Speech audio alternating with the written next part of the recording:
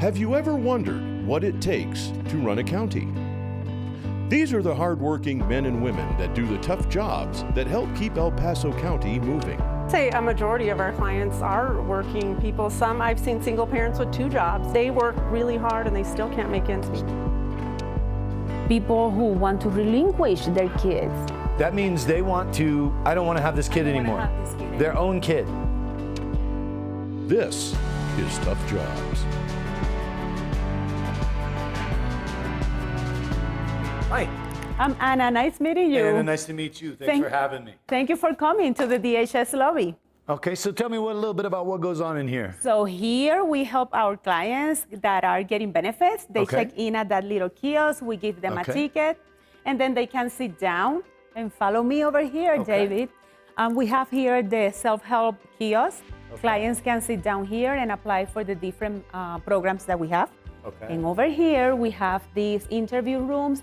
Basically, these rooms are used for clients who already have a scheduled appointment. Okay. And this is where we sit them to They complete their still get interview. privacy, they still, okay, and then their appointment goes on just We like have to regular. keep confidentiality for sure, so that's why we put them in Okay, the rooms. okay, Yes. cool. So tell me a little bit about the programs that you guys offer here.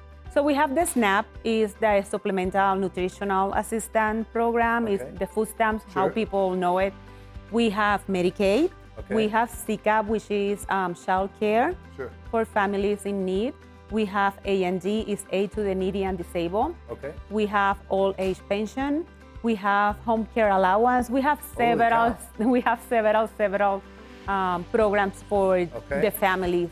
What I haven't seen is all this activity going on behind these counters with the rest of these people, and I assume that you know what goes on back there. Yes, you want to check it out? Could you show me? Yes. Thank Follow you. me. Okay. So this is where everything happens. This Okay. is behind the scenes. This is my team. Okay. We are the eligibility workers. We are here taking paperwork, answering questions, handing out applications as needed. Okay. Can I sit here with you? Yes. Okay. Oh.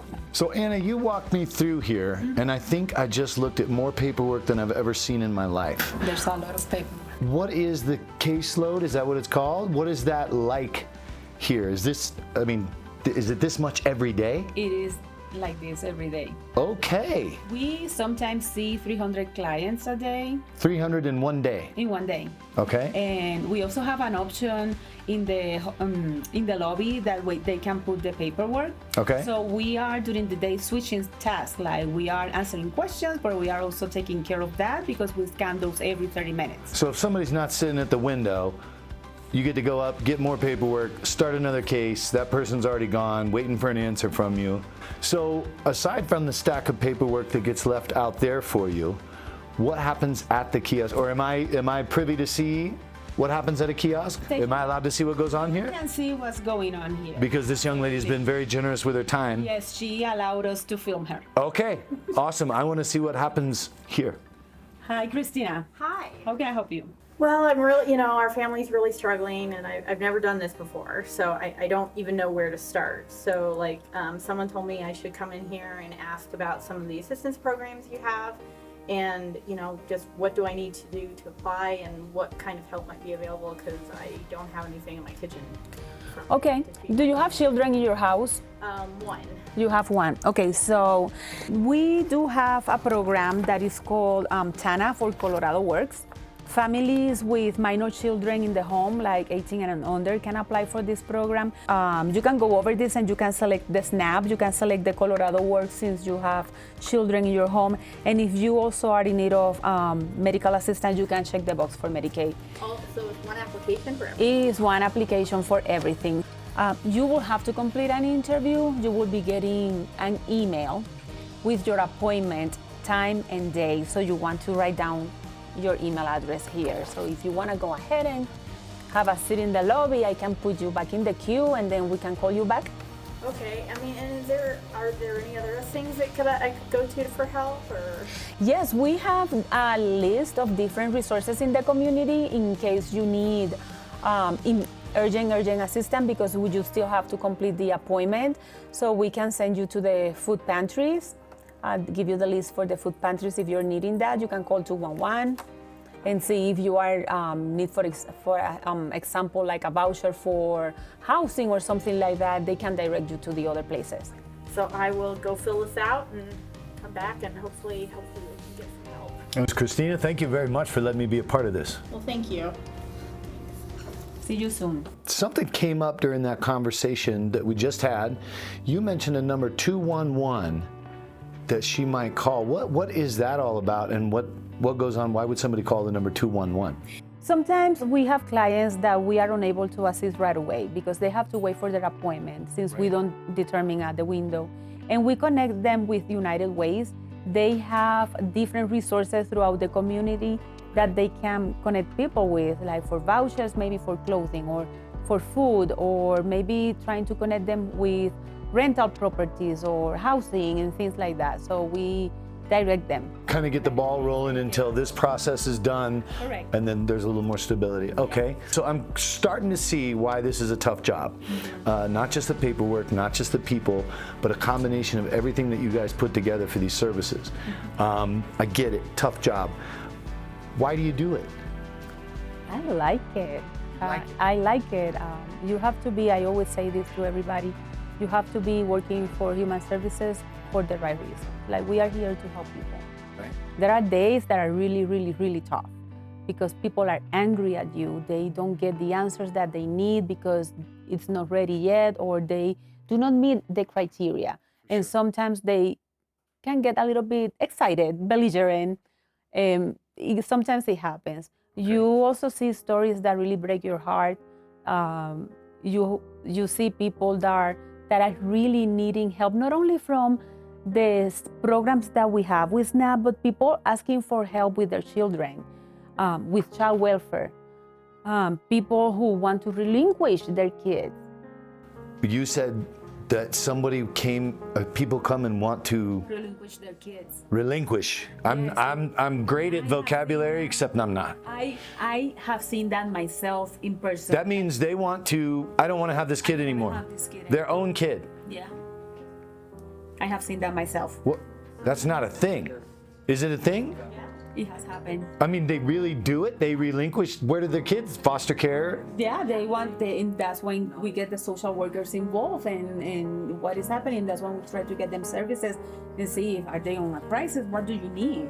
Yeah, I have seen it. It's heartbreaking for me to see the elderly trying to get help and they don't have anybody. We also have the adult services program and we try to connect them.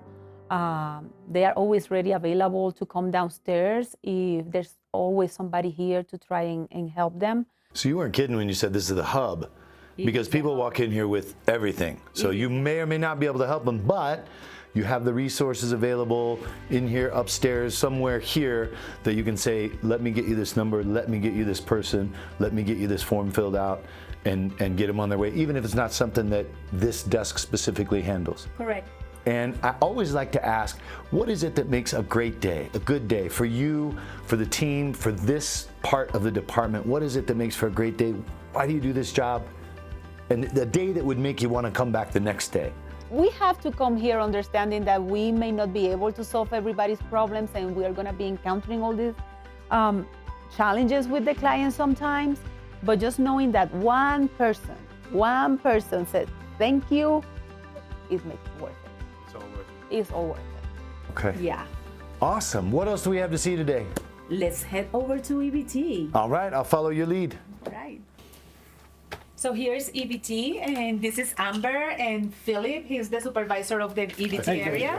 Nice to meet you. And she's one of the EBT Hi, issuers. nice to meet you. And I'm gonna leave you here in great hands. All right, thank you. Phil, can you tell me just a little bit about what goes on back here? Well, this is the EBT area, EBT, meaning? electronic benefit transfer. Okay, thank you. I want you to sit with Amber a little bit. Okay. She's one of my high technicians. And Okay. She knows the insides and outs of EBT. Will do. Hi, Amber.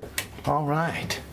So can you walk me through, somebody that doesn't know the ins and out of EBT, or even, I mean, Phil was the first one to introduce me to what the acronym meant. Yeah, so if someone comes to my window and they need a card, we look up their form, which would be sent from the other side. And then we have to build their account in our computer system, which is called FIS. Okay. And we would get their ID, obviously, make sure they are who they are. Right. Okay. So before you do anything on this side, the approval and everything has happened over there. You verify that it's the person that's been approved, and then the EBT card gets issued. Yes. Okay. So Amber, I want to ask you a question that I think, and I personally had this stereotype, I suppose, is everybody that walks through your door, because right now, I mean, just coming down here to visit with you guys, I passed 100 help wanted signs. So is everybody that comes in to see you to get this EBT, is everybody unemployed and just not, they're just not going to get it? Are they not qualified for these jobs? Are they not, do they have jobs? I would say a majority of our clients are working people. Some, I've seen single parents with 2 jobs. Wow. That all of their money goes to their rent and bills, and without our SNAP benefits, they wouldn't be able to feed their kids. So the majority of people that you talk to on a daily basis are employed and just need that extra little bit. Definitely. Tell me a little bit about why you do this job. I really like helping people. Really? I really, really like, if I can make a day different for one person, it makes me really happy. Because some days are harder than others, but you'll always have at least one person that will make your day so much better. What are some of the things that make it difficult? I would say the personal stories make it really hard. I'm kind of I'm a sensitive person, and so there are times when someone's telling me a story and I'm handing them tissue and I'm tearing up with them because it's just so emotional. We deal a lot with mental illness here, and sometimes it makes me really sad when someone is homeless and special needs because they don't know how to get a job, get a house, and they really don't have anyone to help them, and sometimes that really gets me. So being that one person, that last thing they had to cling to, that's kind of cool for you. Oh, definitely, yeah. Like I have had someone, a homeless man, tell me, because I make small talk, how's the day, how's your day going? And he said, you know how long it's been since someone asked me how my day was? And that really, like, it made me happy but sad at the same time that he hasn't had anyone interact with him like that. There's another constant. It's the challenge going through that makes it a tough job, but it is that when you push through that tough job and get to the end that makes it absolutely worth doing and coming back and doing it again the next day. Oh, definitely. Thank you, Emily. I appreciate the time today. Thank you. Thanks for joining us, and we'll see you again next time on Tough Jobs.